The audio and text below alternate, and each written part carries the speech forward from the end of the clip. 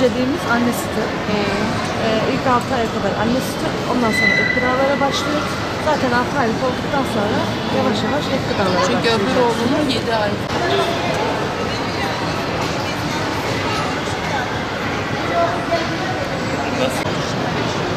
Orada nam var. 1-7 Ekim tarihleri arasında emzirme haftası ile ilgili hastanemiz idaresince hazırladığımız etkinlik için arkadaşlarımızla emzirmenin önemini vurgulamak amaçlı standımızda halkımızı bilgilendirmek amaçlı burada halkımıza yönelik bazı tanıtımlarda bulunuyoruz. Neden emzirmek önemli? Bunun bilincini insanlara yansıtmaya çalışmak asıl hedefimiz. Burada vurgulamak istediğimiz konu 6. ayından sonra ek gıdalara başlanmasıyla beraber emzirmenin 2 yaşına kadar sürdürülmesinin ayrı bir önem taşıdığı ve sadece ilk 6 aylık süreçte bebeklere sadece anne sütü verilmesiyle ilgili halkımızı, annelerimizi bilinçlendirmek. Anneler emzirilerek kendi sağlıklarına da katkı bulunmuş olacaklardır. Ve ayrıca emzirmek tamamen zahmetsiz ve en ekonomik yöntemdir. Bizim burada özellikle belirtmek istediğimiz mevzu sağlıklı nesillerin emzirilen bebeklerden oluşacağını halkımızla paylaşmak. Teşekkür ederiz. Sağ olun.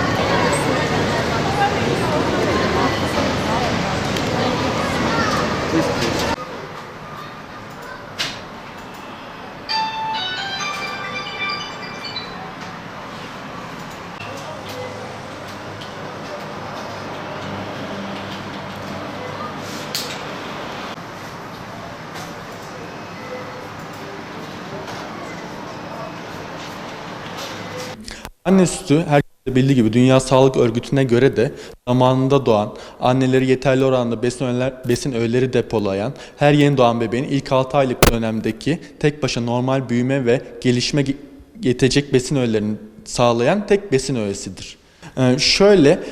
Bu aslında toplumumuzda bilinen bir yanlış. Yaz aylarında su verilmesi, destekleyici limonlu sular verilmesi, meyve suyu verilmesi ama bu kesinlikle önermediğimiz bir şey. Özellikle ilk 6 aylık dönemde tek başına anne sütünü yeterlidir. Ek bir besin istemiyoruz.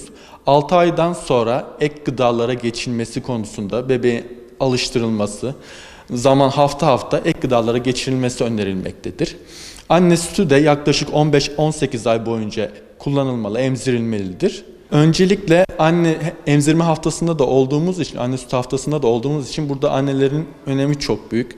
Annelere güzel bir beslenme eğitimi verilmesi gerekiyor. Ne gibi olması? Mesela göğsüne tutuşu, bebeğin sütü alması, sütü aldıktan sonraki tokluğu, doygunluk hissi annelerimize bunu anlatmamız gerekiyor. Ondan sonra bebeğin yatış pozisyonu, sırt üstü pozisyonda yatışı olması gerekiyor. Morarmasına dikkat etmemiz gerekiyor. Bunlara dikkat etmemiz gerekiyor genel olarak. Anne sütü gerçekten toplumumuzda çok önemli, Urfa'da dahil toplumumuzda yüksek oranda, %90 oranında kullanılan bir besin öğesi. Bu konuda gerçekten toplumumuzun bakış açısı takdire şayan. Ama ancak bazı tıbbi durumlarda, anne sütünün olmadığı durumlarda vesaire bu gibi durumlarda formül mama ile desteklenme, anne sütü ile güçlendirici mamalarla desteklenme yapılmakta.